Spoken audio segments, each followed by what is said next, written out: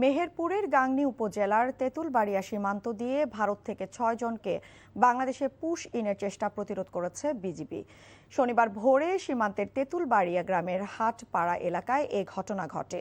এরপর থেকে সীমান্তে অতিরিক্ত সদস্য মোতায়েন করে বিজিবি কঠোর অবস্থানে রয়েছে। বিজিবি জানায় বিএসএফ ৬ জনকে বাংলাদেশের দিকে ঠেলে দেওয়ার চেষ্টা করে।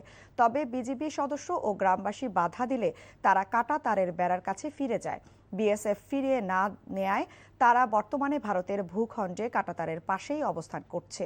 অনাকাঙ্ক্ষিত পরিস্থিতি এড়াতে বিজিবি সতর্ক অবস্থানে রয়েছে।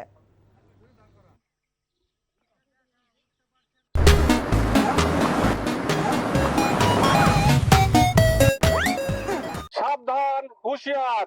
অবৈধ অনুপ্রবেশ কোনো প্রকার গ্রহণযোগ্য নয়। অবৈধ অনুপ্রবেশকারী কঠোর হস্তে দমন করা হবে। নারী, শিশু, বৃদ্ধ সহ ৬ জন লোককে আজকে ভোরবেলা অর্থাৎ ফজরের সময় গেট খুলে আমাদের দিকে দিচ্ছিল। আমাদের টহল ফাঁটি এখানেই ছিল।